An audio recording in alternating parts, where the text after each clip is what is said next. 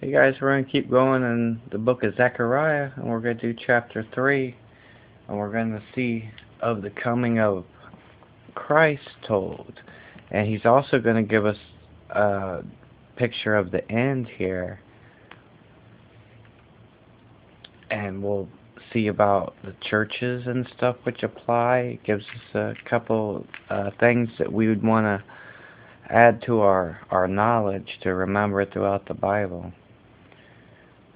And verse 1 of chapter 3, and he showed me Joshua, which that's Yahshua, the high priest, standing before the angel of the Lord, and Satan standing at his right hand to resist him.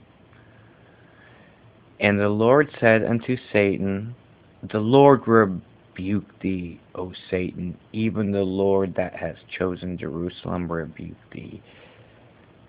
Is not this a brand plucked out of the fire? And we got a couple places where about the brand plucked out of the fire, but what's Satan doing here standing at the right hand? He's the accuser. See, Michael is holding him, and it talks about like when Satan's thrown out, we read in Revelation, you guys, there's silence in heaven and there's rejoicing. It says, woe to us on earth, but they're glad to have him out of there because he's been up there accusing everybody and running his mouth.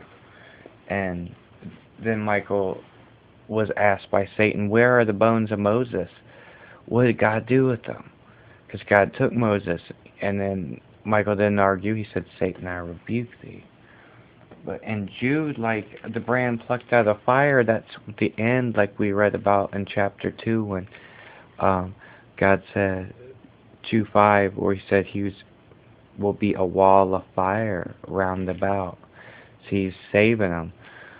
And in Jude 22 it says, and some have compassion, making a difference. Verse 23.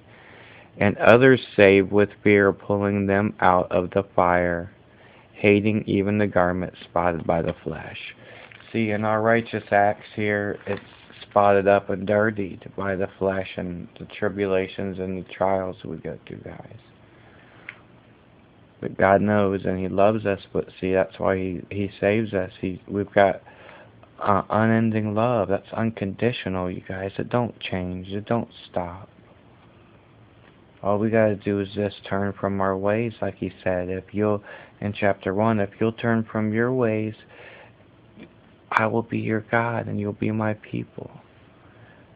If you come to me, I'll come to you. God says He keeps reaching out, but we keep rejecting Him. It's just we don't realize it. Verse 3. Now Joshua was clothed with filthy garments and stood before the angel. And see, this is his robes and blood, guys, of that beating He took on the cross, His sacrifice for us. And they're dirtied. Verse 4, and he answered and spoke unto those that stood before him, saying, take away the filthy garments from him. And unto them he said, behold, I have caused thine iniquity to pass from thee, and I will clothe thee with change of raiment. Because he had taken that key from Satan, had broken it. Death had no sting, there was no victory. And I said, let them set a fair mitre upon his head, you guys. And that mitre there, when we learn about the gospel armor, that's a helmet of salvation. That's redemption. See, He died for us, you guys. So they set a fair mitre upon his head, and clothed him with the garments, and the angel of the Lord stood by. So you guys, we got the sword of the Lord. We've got the breastplate of righteousness for standing up. And God's always got to be there. See, like He broke Satan's one, and then His word. And then another way is, if we break our word, don't promise things you can't keep. You know, like when you're coming to God, or even something that you're not sure of. That's okay. Don't make promises you can't keep, because that, you know what I mean. God'd rather you not. And, God's sword, it doesn't ever break, because that's the sword of the Lord. So he's earned that right, because Christ died on the cross here, and this is foretelling. And when you look how old this book is, and then here we are in it again, and how much those first chapters apply to end time, and even this one here.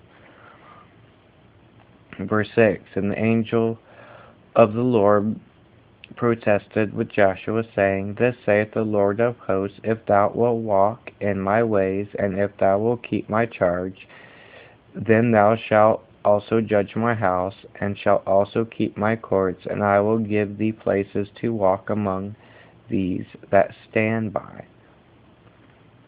Hear now, O Joshua the high priest, thou and thy fellows that set before thee, for they are men wondered at. For behold, I will bring forth my servant the branch, and that's the Mac that we read about, that Christ would come. Christ is that branch, and you guys in the vine. We'll read about that here in a minute. And see, in verse 7, he says, if you walk in my ways, and if you keep my charge. God came in the office of Christ, and he completed those things. So he was awarded that. It's like when we read in Revelation, where the angel says, oh no, what are we going to do? No one of flesh is worthy to open the 7 seals to warn the people. And it says, don't worry, the Lamb is worthy. You see, that's God went through this test in that office of Christ.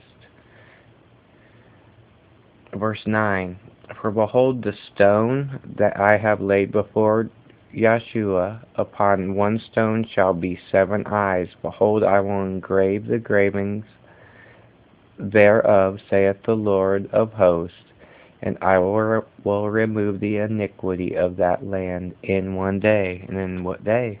The Lord's day, when all is cleansed with fire, you guys.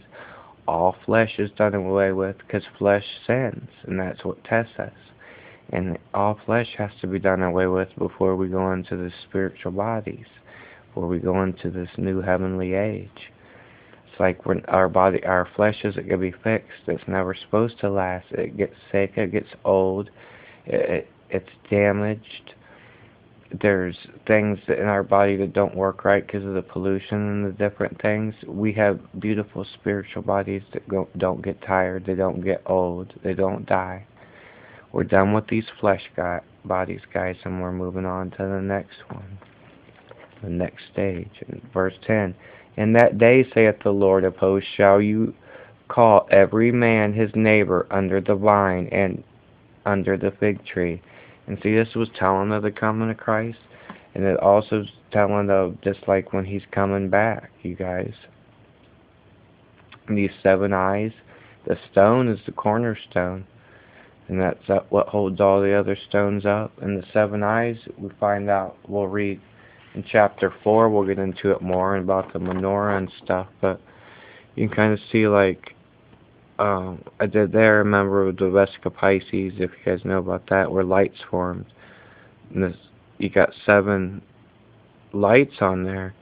See, it's 7 eyes, and we'll read about this tree, and it's pumping olive oil, which is 2 of God's words, names in the Greek. And the research I did on the menorah, that had 3 steps. Seeing it was called a tree or a lamp, and it was set in the thing like that. But you guys, I put a lot into the word. I went through a lot as a young kid, and I was beaten, called a child of the devil, because I was left-handed, and I could draw, and everything in my life has directed me towards God. And every time I tried to go the other way, you guys, I get into trouble. And this is what I've been trying to do and help people. So I hope that I've been getting through and helping someone. And for you guys to pass the word on, it would be great, because that's what we're supposed to be doing, and that's what I'm trying to be doing. And I do care about you guys, and I love you. And remember, stand true until the end. Bye.